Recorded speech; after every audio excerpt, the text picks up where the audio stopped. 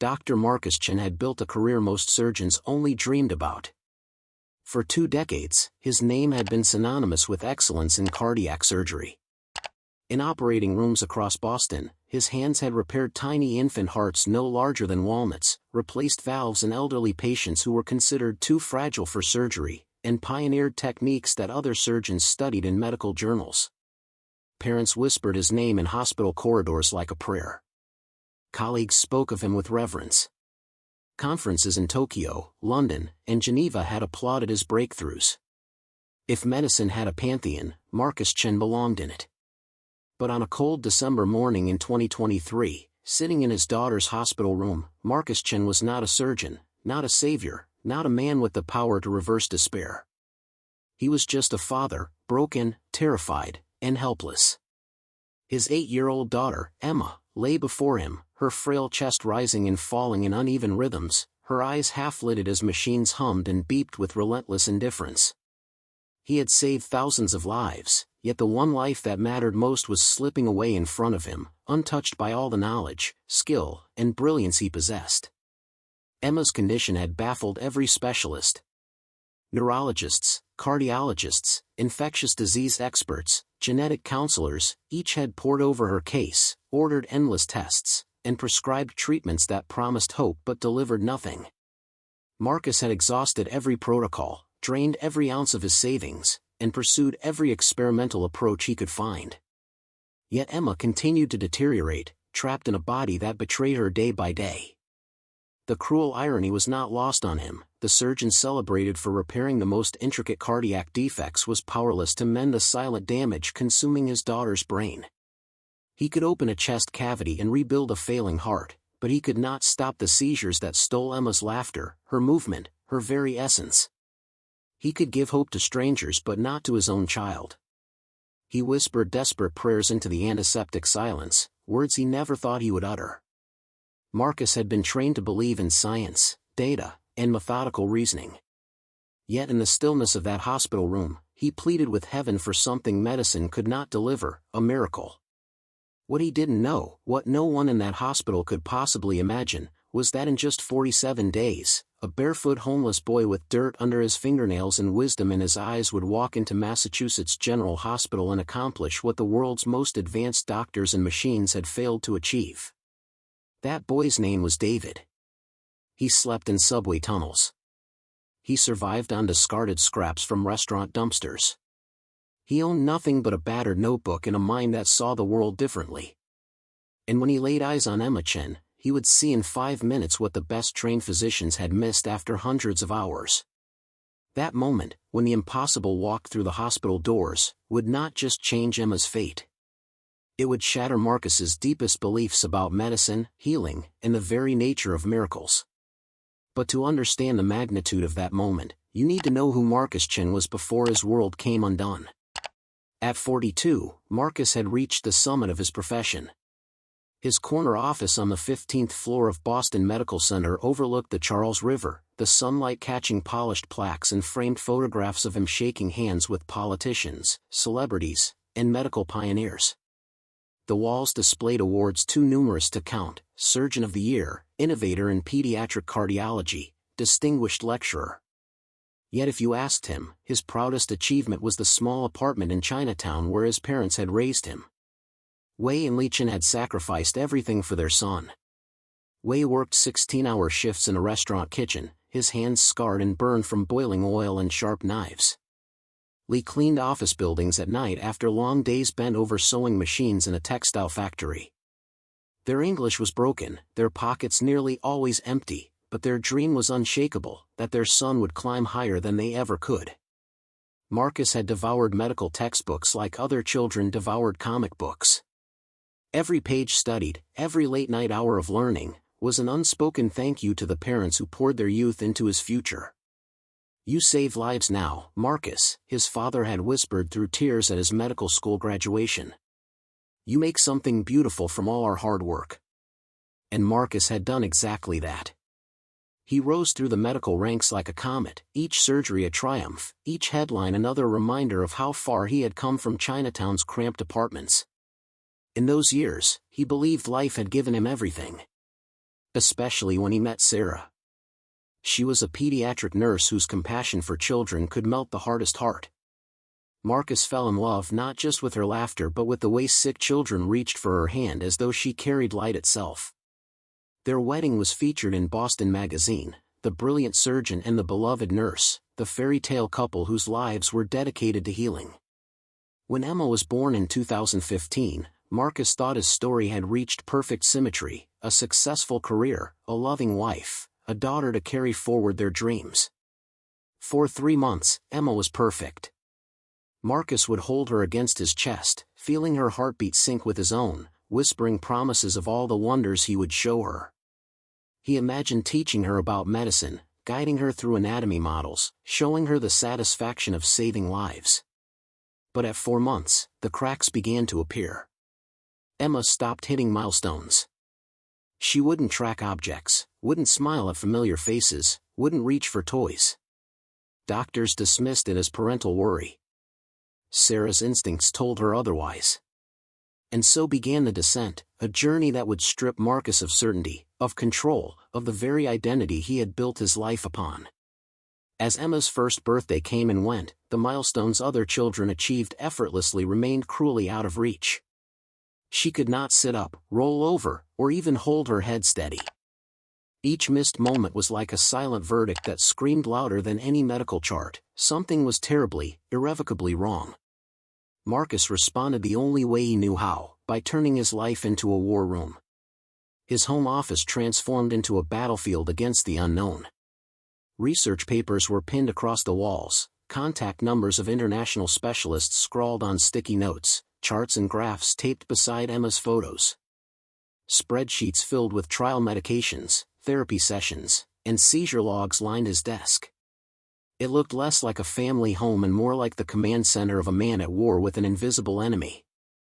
Sarah, though equally devoted, saw the toll it was taking. She would watch Marcus at 3 a.m, still hunched over his laptop, eyes burning with fatigue, skipping meals, barely speaking. "Marcus," she whispered one night, her voice breaking, "you can't research your way out of this. Sometimes there are things medicine can't fix. That doesn't mean you failed her as a father." But Marcus couldn't stop. He was a surgeon. His entire identity rested on the belief that no condition was beyond knowledge, skill, and relentless determination. To admit Emma's case might be untreatable felt like surrendering not only his daughter's life but the very foundation of who he was. Desperation drove him across the world. In Tokyo, he cornered Dr. Takeshi Yamamoto, one of the most acclaimed pediatric neurologists alive. Yamamoto spent 40 minutes studying Emma's case, then delivered his conclusion with heartbreaking gentleness: "There is nothing to be done. Focus on making her comfortable." In London, Dr. Margaret Thornbury at Great Ormond Street Hospital reviewed Emma's scans and said words Marcus would never forget: "Even if we could stop the damage today, she would never recover what has already been lost." Marcus left those meetings hollow. In expensive hotel rooms, he wept like a man who had carved open hundreds of chests and saved strangers' children but could not save his own. He remembered himself as a young medical student, brimming with arrogance, believing medicine had no limits. That young man had never imagined sitting halfway across the world, clutching his daughter's test results, defeated by 3 words: "No treatment available." Back in Boston, the collapse spread beyond hope to finances. Insurance companies, hiding behind loopholes, denied coverage for experimental treatments. Bills piled higher each week: genetic panels, hospitalizations, international consultations. To pay them, Marcus liquidated his retirement fund, took a second mortgage on their house, and borrowed money from colleagues too polite to ask when repayment might come. The Chin family, once financially secure, now teetered on bankruptcy. At the same time, Marcus's professional life began to unravel. His colleagues noticed the way his attention slipped in the operating room. Once, during a complex valve replacement, his phone buzzed with a text from Sarah: "Emma's seizing again." For just a moment, his mind left the surgical field. His resident steadied him, but Marcus felt the shame pierce deeper than any scalpel wound. Dr. Robert Harrison, his mentor and chief of surgery, called him in. "Marcus, you're one of the best surgeons I've ever trained," Harrison said gravely, "but you've canceled operations, borrowed money, and your focus is slipping. I'm worried, not just for you, but for your patients." Marcus wanted to deny it, but he knew Harrison was right. His obsession with Emma was consuming him whole. At home, the strain showed in his marriage. Sarah sat one evening at the dining table, medical bills spread before her like a grim mosaic of defeat. "Marcus," she said, voice trembling, "we can't live like this. Emma doesn't just need a doctor, she needs her parents. She needs us to love her as she is, not exhaust ourselves chasing a cure that may never exist." Marcus stared at the numbers, at the red ink of overdue notices, at the hollow exhaustion in Sarah's eyes. He wanted to argue, but the truth pressed down like a weight he couldn't lift. 3 years earlier, he had been celebrated, secure, admired. Now he was drowning, in debt, in failure, in grief. It was then that he began to do the unthinkable. The man who once laughed at alternative medicine now found himself sitting in back rows of naturopathy lectures, listening to promises of herbal cures. He visited acupuncturists who swore they could redirect neurological energy. He even attended a conference on energy healing, taking notes on ideas he knew violated every principle of science he'd ever learned. Each time, shame burned him. Each time, he told himself he was betraying his training. But every time Emma seized, every time he held her fragile body through violent convulsions, the arithmetic of fatherhood took over. Even a 1% chance was better than none. Then, one October morning, Emma suffered the worst seizure of her life. 14 minutes of relentless convulsions. Nurses rushed in, alarms screamed, doctors barked medication orders.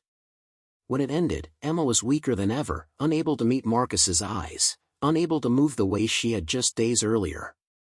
Dr. Holloway, her neurologist, called a family meeting. Sitting with folded hands, she spoke with the practiced softness of someone who had delivered this news too many times. "Mr. and Mrs. Chen, Emma's condition is deteriorating rapidly. The seizures are more frequent. Her brain scans show progressive decline. We've reached the point where aggressive treatment will only prolong suffering. It may be time to consider palliative care." The words hit Marcus like physical blows. Palliative care. Hospice. Comfort measures. For other families, he had spoken those words himself, guiding them through impossible choices. Now they were spoken to him, about his daughter. "No," Marcus said, his voice hoarse but resolute. "No, I'm not giving up. There's something we haven't tried. Someone we haven't found. I won't accept that this is the end." Sarah's tears fell silently. The social worker averted her eyes. Dr. Holloway only sighed, her expression sorrowful but unyielding. Sometimes the most loving choice is letting go. Marcus left the meeting shattered. He sat in his car in the hospital parking lot for hours, rain striking the windshield like a relentless metronome of despair. For the first time in his life, he doubted everything, his skills, his purpose, even the very point of medicine. If he couldn't save Emma, what was all his brilliance worth? What Marcus didn't know was that he was standing on the edge of the impossible.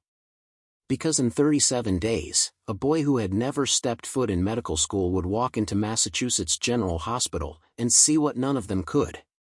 The October storm had drenched Boston all night, and by dawn the hospital corridors felt heavier than usual, carrying a restless energy Marcus could not shake. He had just finished his morning rounds when his phone buzzed. It was Sarah, her voice taut with panic. "Marcus, you need to get up here now. Emma's having another episode, this one is different." Marcus didn't even hang up. He sprinted through the corridors, shoes striking the linoleum like gunfire. As he turned the corner onto Emma's floor, the sounds told him everything: monitors wailing in shrill alarm, nurses shouting medication dosages, the awful guttural cries of a child's body betraying itself. When he entered, the sight froze his blood. Emma was rigid, her tiny frame seizing in violent arcs while machines recorded the electrical storm inside her brain. Dr. Holloway adjusted medications with clinical precision, but Marcus could see in her controlled movements the unspoken truth: they were running out of options. He stood rooted, watching his daughter's body convulse while years of training screamed useless suggestions in his mind. He was a surgeon with no scalpel to wield, no procedure to perform, no enemy he could cut away. It was the most powerless he had ever felt. Then, outside the room, a commotion broke through the chaos. A man's firm voice, laced with frustration, carried down the hallway. Marcus caught fragments. Restricted floor, can't be here, turn around, son. It was James Morrison, the hospital security guard. Marcus stepped toward the doorway just as James was trying to block a boy who looked completely out of place in the sterile hallway of Massachusetts General. He couldn't have been older than 12, though malnutrition had shrunk him to the size of someone younger. His jacket was torn, his pants held up with a piece of rope, and his shoes looked more holes than leather. His hair hung in tangled clumps, his fingernails dark with dirt. But his eyes burned with an intelligence that made even James hesitate. "Please," the boy said urgently, his voice clear despite his appearance. "I need to see the little girl in room 247. Emma Chen. I know what's wrong with her. I know how to help." James shook his head. "Son, Emma Chen is being treated by some of the best doctors in this country. Her father is a surgeon here. She's been seen by specialists from all over the world. You can't just walk in here in. She has complex partial status epilepticus secondary to a metabolic disorder," the boy interrupted, speaking words no homeless child should know. "The medications you're giving her are making it worse. They're interfering with her body's ability to process tryptophan. That's why her brain can't regulate itself. You're treating the seizures instead of the cause." James froze. In his years at the hospital, he had heard every kind of delusion from desperate relatives, wanderers, even unstable patients who slipped into restricted wings. But this wasn't rambling. This was specific, sophisticated, precise. The heated exchange carried into Emma's room.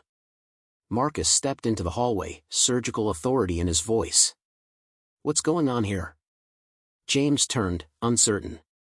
"Dr. Chen, this boy, he says he knows what's wrong with Emma. He's been using medical terminology that, well, it's not what you'd expect." Marcus studied the boy.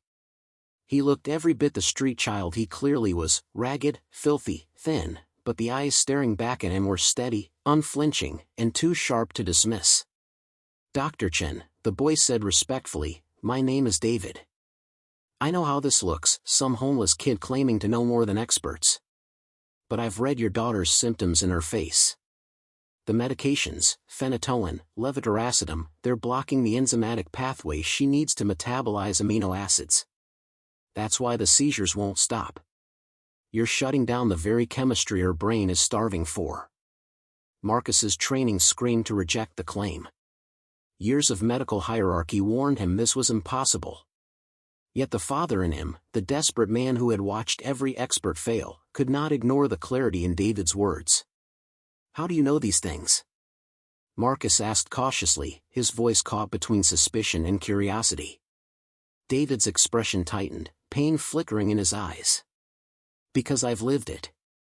I've spent 3 years in libraries, sneaking into lectures, reading everything I can find about brain chemistry.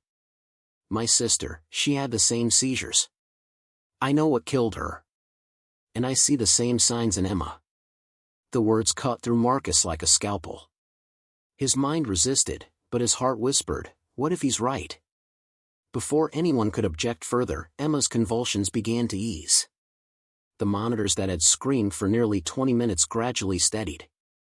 Her body collapsed into exhausted stillness. Silence returned to the room, broken only by the rhythmic hum of machines. Dr. Holloway glanced at Marcus, her expression unsettled. "This boy shouldn't be here," she said sharply, though her voice carried an edge of uncertainty. Marcus hesitated, then spoke words that defied every rule he'd ever lived by. "Patricia, he just explained Emma's condition more convincingly than half the consultants we've met. Let him speak." David stepped toward the bed, not touching Emma, only watching the monitors with quiet reverence. His voice was calm, but it carried the authority of someone who had studied not for grades or degrees, but for survival. "Run a full amino acid panel," David said. you'll see tryptophan levels near zero, serotonin metabolites nearly absent. Her brain isn't broken, it's starving. If you keep flooding her with anti-seizure drugs, you'll kill what little balance she has left. What she needs isn't more medication. She needs nutritional support, carefully dosed amino acids, to restore the pathway her body can't use. The words hung in the room like a challenge. Marcus felt the part of himself that had once scoffed at impossible claims whispering nonsense. But another part, the part that had sat helpless in his car after Holloway recommended hospice, felt something else, possibility. For the first time in years, Marcus allowed himself to wonder if salvation could come from the most unlikely of places, a barefoot boy with nothing but knowledge, pain, and a conviction that defied the world. 3 days later, Marcus stood in the laboratory at Massachusetts General at 6 a.m, his stomach in knots. If David's claim was fantasy, today would expose it. If he was right, then medicine as Marcus knew it had overlooked something extraordinary. Dr. Sarah Kim, chief of metabolic disorders, had personally overseen Emma's blood work. When she called, her voice carried the unsteady thrill of someone standing at the edge of discovery. "Marcus, I've been running metabolic panels for 15 years, she said, and I've never seen results like this. Her tryptophan levels are almost undetectable. Serotonin metabolites? Nearly absent. And enzyme studies confirm a rare genetic variant. Whoever that boy is, his analysis is dead on." Marcus sank into a chair, breath-catching. The floor seemed to tilt beneath him. A barefoot child who lived in subway tunnels had seen what Harvard-trained specialists missed. Later that afternoon, in a small conference room, Marcus, Dr. Holloway, Dr. Kim, and a handful of physicians sat around a table littered with test results. David sat quietly at one end, his battered notebook open, pages filled with diagrams and notes in small, precise handwriting.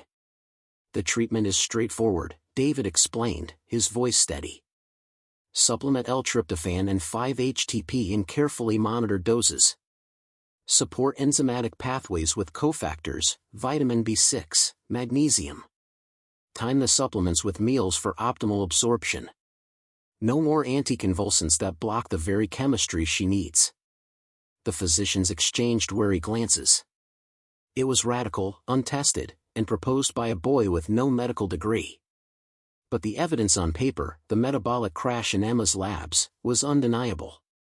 Dr. Holloway, cautious but curious, finally said, "We'll start conservatively. Small doses, under supervision. If she worsens, we stop." Thursday morning, Emma received her first measured dose of amino acids.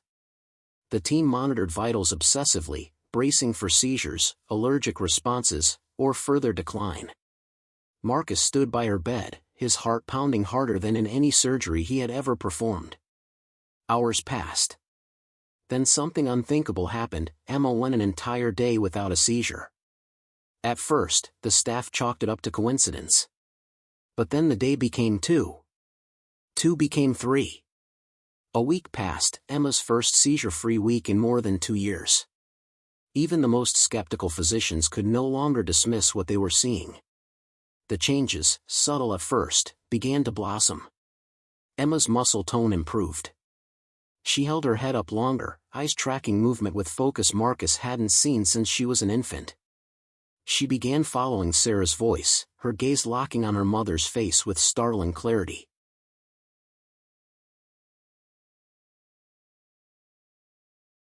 Her sleep normalized. EEGs began showing patterns absent for months, organized, rhythmic, signs of healthy brain activity where there had only been chaos. Then, 2 weeks into treatment, the miracle deepened. Marcus walked into Emma's room one morning, and as he leaned over her bed and whispered her name, she did something that shattered him to his core. She smiled. Not the involuntary twitch neurologists sometimes mistake for expression, but a deliberate, radiant smile meant for him. Tears blurred his vision. He pressed her tiny hand to his cheek and whispered, "Hi, sweetheart." For the first time in years, she answered with joy. Doctors documented every improvement with disbelief. EEG charts, physical therapy notes, progress reports, each one confirmed what Marcus saw with his own eyes: Emma was coming back. 3 weeks after David's intervention, another milestone arrived. Marcus sat by her side, reading from a picture book. Her lips moved, straining for sound. And then, against all odds, Emma spoke her first word in over a year. Daddy. The word was slurred, fragile, but unmistakable. Marcus dropped the book, burying his face against her small shoulder, sobbing with gratitude. For the surgeon who had believed himself powerless, hearing his daughter call his name was more beautiful than any standing ovation he had ever received. Dr. Holloway, the skeptic, could no longer hide her awe. I've never seen this before," she admitted. "I don't know how he knew. But this boy saved her." David, sitting quietly in the corner, lowered his eyes, humility radiating from him. "I didn't save her," he said softly. "Her body just needed what it was missing. I only noticed what others didn't." Marcus turned to him, voice trembling. "David, you gave me my daughter back. You gave Sarah her little girl back. That's more than medicine, it's a miracle." If Emma's first smile and her first word after years of silence touched your heart, I want you to do 2 things: smash that like button and share this video with someone who needs hope. Because Emma's recovery is only the beginning of this unbelievable journey. You're about to see how a homeless boy with no degree would transform not just one child's life, but the future of medicine itself. Emma's transformation spread through Massachusetts General like wildfire. Nurses whispered about the miracle case in room 247. Doctors tiptoed into Emma's room during off hours, pretending to check equipment just to see for themselves. It wasn't every day that a child written off by conventional medicine laughed again, spoke again, lived again. But for Marcus, astonishment gave way to something else: curiosity. Who was this boy? How did he know what no specialist could see? The question gnawed at him until one rainy afternoon he finally found David, seated in the Boston Public Library's medical section, hunched over a graduate-level neuropharmacology textbook. David looked up without surprise. "I thought you might come," he said simply. Marcus sat across from him, noting the battered notebook on the table, its pages crammed with sketches of molecular pathways, dosage calculations, handwritten case notes. It was the kind of meticulous documentation he'd expect from a researcher at Harvard, not from a homeless 12-year-old. "I need to understand," Marcus said, his voice soft but urgent. "How could you possibly know about Emma's condition?" David's gaze dropped to the table. He was silent for a long moment before answering in a voice that carried grief far too heavy for someone his age. "My sister had the same thing. Her name was Rachel. She was 3 years younger than me." Marcus's breath caught. "She started seizing at 6 months old," David continued, his words steady but his eyes haunted. "My parents tried everything: specialists, hospitals, treatments they couldn't afford. We went bankrupt chasing hope. Every doctor said the same thing yours did: no treatment available. They gave her medications that only made things worse. For 7 years, we lived like that. Until one night, Rachel had a seizure that lasted 43 minutes. Her brain couldn't take it. She died in my arms." Marcus felt his throat tighten. He had spoken to countless grieving parents, had held their hands in waiting rooms, but hearing this story from the boy who had carried the grief himself was unbearable. "My parents broke," David said quietly. "My dad blamed himself, my mom blamed him, and within 6 months, they divorced. I went into foster care. Nobody wanted a kid who spent all his time reading about diseases. Eventually, I stopped going to school and just survived. Shelters, subway tunnels, dumpsters." He gave a small shrug, as if homelessness were just another clinical fact. Marcus struggled for words. "And the medical knowledge? How?" David lifted the battered notebook like it was sacred. "After Rachel died, I promised myself I'd learn everything I could about what happened to her. I spent every day in libraries. Snuck into lectures at Harvard and MIT when I could. I taught myself biochemistry, neurology, pharmacology, whatever I could get my hands on. I wasn't studying for degrees or exams. I was studying because I never wanted another child to die the way Rachel did. Marcus sat back, overwhelmed. He thought of all the years he'd spent climbing the rigid ladders of medical hierarchy, degrees, residencies, fellowships, certifications. And here was a boy, self-taught, armed with nothing but desperation and a mind that refused to quit, who had solved in minutes what thousands of hours of institutional expertise could not. "You have the mind of a physician," Marcus said, his voice trembling. "But more than that, you have the heart of one." David shook his head. "I'm not a doctor. I don't have credentials. No one would believe me." Marcus leaned forward, his voice steady with conviction. "Credentials are paper. What you did for Emma is proof. You saved her when all of us failed. That's more than medicine, that's calling." For the first time since they met, David's composure cracked. His eyes glistened, his jaw clenched. "I couldn't save Rachel," he whispered. "I'll never forgive myself for that." Marcus reached across the table, placing his hand over David's notebook. "David, listen to me. You didn't fail her. You were just a child. What you've done since, it honors her. Emma is alive because of you. My family is whole because of you. Don't you see? You carry Rachel with you every time you choose to fight for another child." Silence stretched between them, heavy with meaning. For Marcus, it was the first time he realized Emma's healing was not just about his daughter, it was about redemption, about transforming one boy's grief into hope for countless others. That evening, when Marcus returned home, Sarah noticed something different in his eyes. For months she had seen only exhaustion, despair, and frantic obsession. But now there was something else, resolve. "What happened?" she asked gently. "I met David at the library," Marcus said. "I finally understand who he is. And I know this, Emma isn't the only child he's going to save." 6 months after David's intervention, Emma was no longer the fragile child doctors had quietly expected to lose. She was thriving. Her seizures had stopped entirely. EEG readings that once looked like jagged storms now showed calm, ordered rhythms. Physical therapy sessions revealed steady progress, first holding her head upright, then sitting with support, then standing between parallel bars with determination flashing in her eyes. Nurses who had once tiptoed around her room now fought for shifts on her floor, eager to witness the miracle unfolding. One afternoon, Marcus watched as Sarah guided Emma's hands across brightly colored blocks in the therapy room. For the first time, Emma stacked 2 together without help. It was a simple act most parents would hardly notice, but to Marcus, it was as profound as a cathedral being built stone by stone. He excused himself, stepping into the hallway where tears poured unchecked down his face. For the surgeon who had faced down countless crises, nothing had ever undone him like this, watching his daughter reclaim life inch by inch. Their marriage, once cracked by the strain of hopelessness, began to heal alongside Emma. Late nights that had been consumed by arguments over bills and impossible choices were now filled with quiet gratitude. Sarah would catch Marcus staring at their daughter with awe, and she'd squeeze his hand, whispering, "We got her back." But while Emma's recovery unfolded in steady triumphs, David's life was transforming in its own extraordinary way.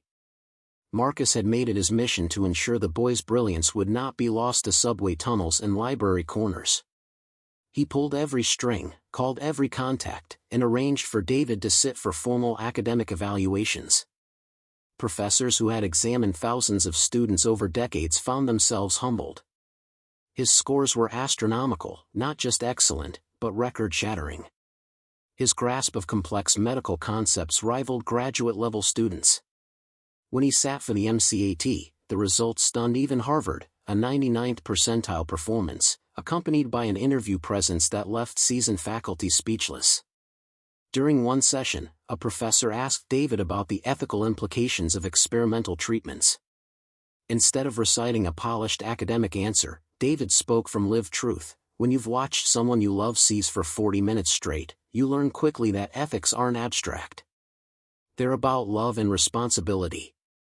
Knowledge matters, but without compassion, it's incomplete.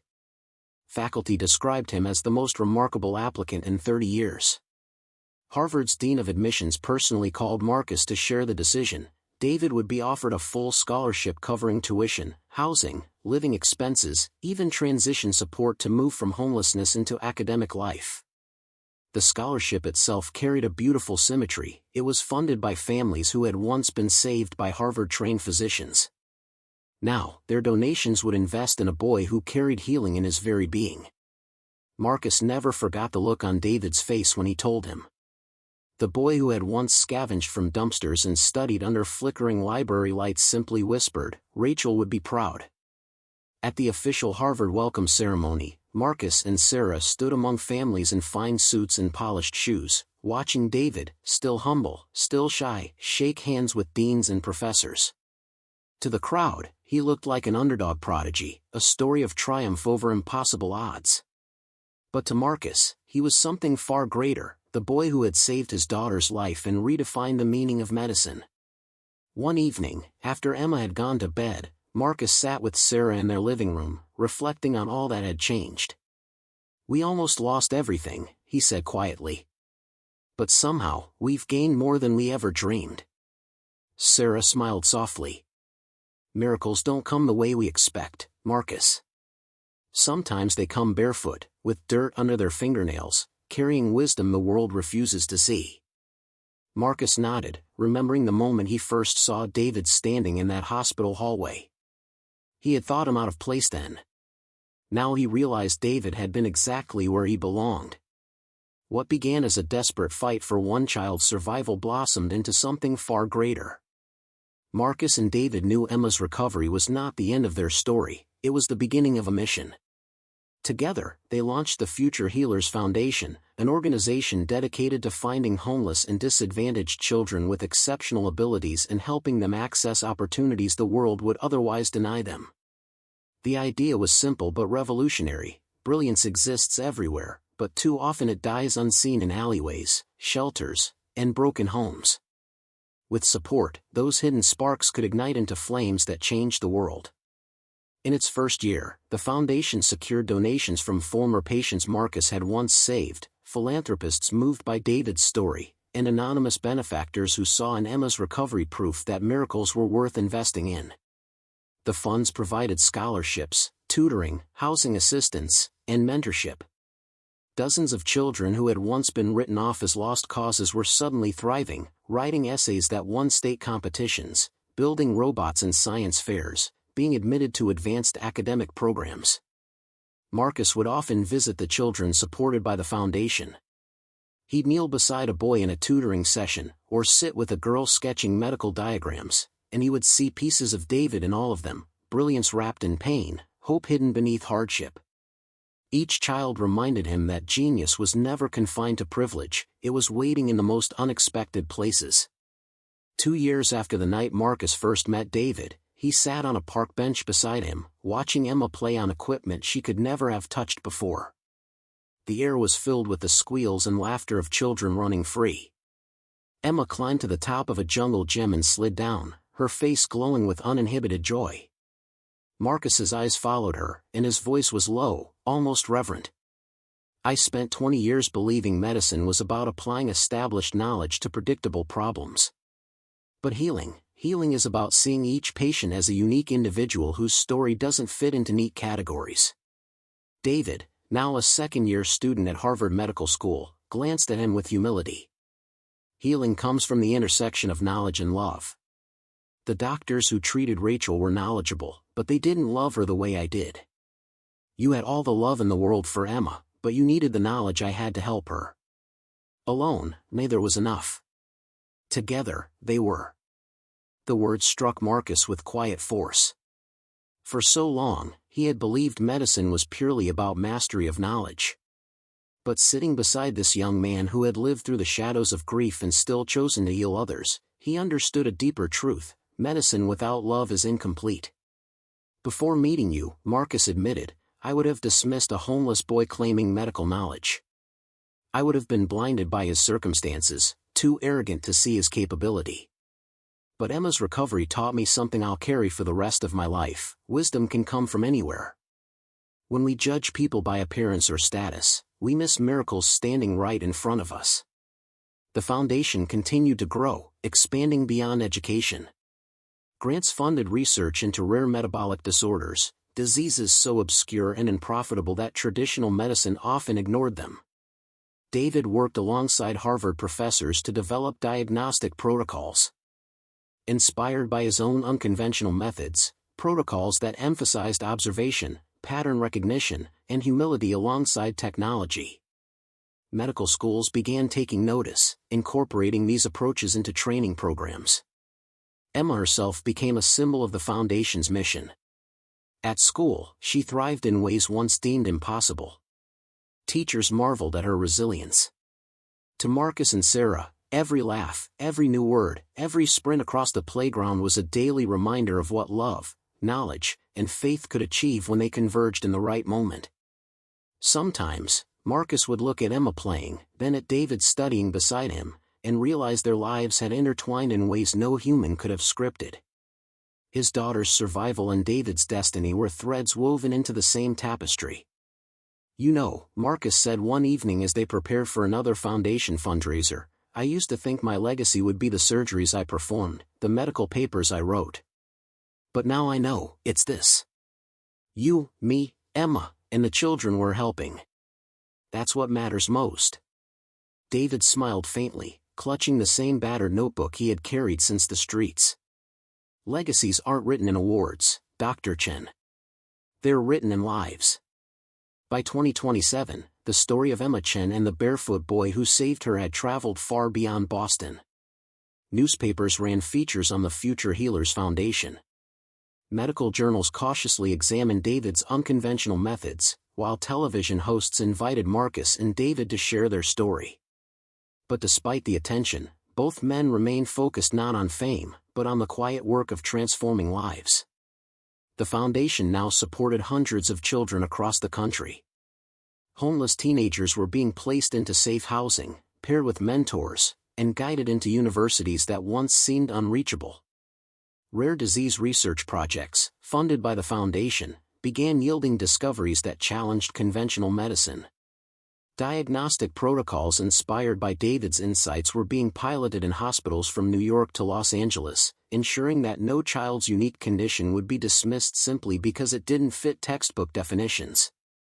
Emma became the living proof of it all. At 10 years old, she ran across playgrounds, played piano in school recitals, and read books aloud to her classmates.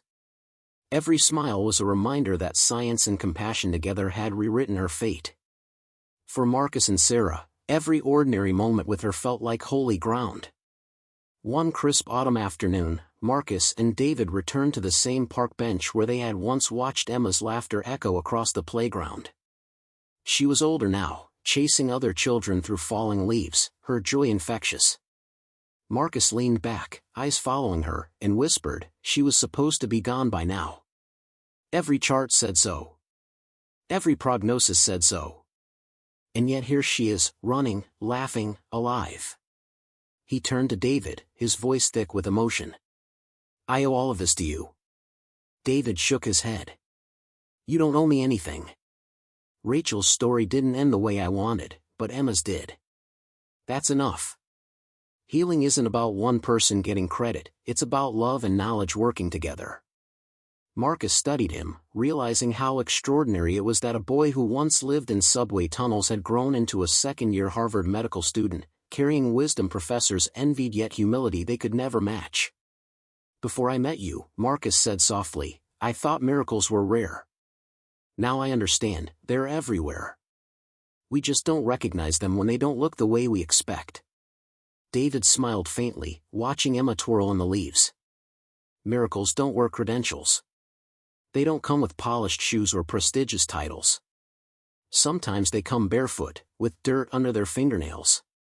The two sat in silence, the weight of their shared journey settling around them like the autumn air. Marcus thought of his father, whispering at his graduation, "You make something beautiful from all our hard work." He thought of Sarah's resilience, Emma's laughter, David's battered notebook. For the first time in his life, he understood his legacy was not the thousands of surgeries or the medical awards, it was this, a daughter restored, a boy redeemed, and a foundation ensuring the world would never again overlook hidden brilliance. That evening, Marcus addressed a crowd at a foundation gala. Doctors, philanthropists, and families filled the room. Emma sat in the front row beside Sarah, while David stood humbly at the edge of the stage. "Ladies and gentlemen," Marcus began, "for 20 years I believed medicine was about skill, precision, and mastery of knowledge. But my daughter's journey taught me that healing is more than that. Healing is knowledge tempered by compassion, science illuminated by love. And sometimes, the wisdom we need comes from the most unexpected places." The audience rose in a standing ovation, not just for Marcus, but for the boy beside him, the boy who had once been dismissed as nothing, but who had given everything. As the applause faded, Marcus turned to David and said quietly, "This is just the beginning. The world hasn't seen what you're truly capable of yet." David glanced down at his notebook, then at Emma clapping wildly for her father. "Maybe," he said, "but even if I never do anything else, saving her was enough." Marcus placed a hand on his shoulder. "No, David. Saving her was just the first chapter. If Emma's journey and David's extraordinary gift touched your heart, I want you to do 3 things right now. Subscribe and turn on the notification bell so you never miss stories that remind us miracles are real. Share this video with someone who needs hope today. Comment below about a time someone unexpected changed your life, because the next David may be waiting for someone to believe in them. Remember this: wisdom is not confined to titles, credentials, or polished shoes. Sometimes it's hidden in the most unlikely places, waiting for someone to listen.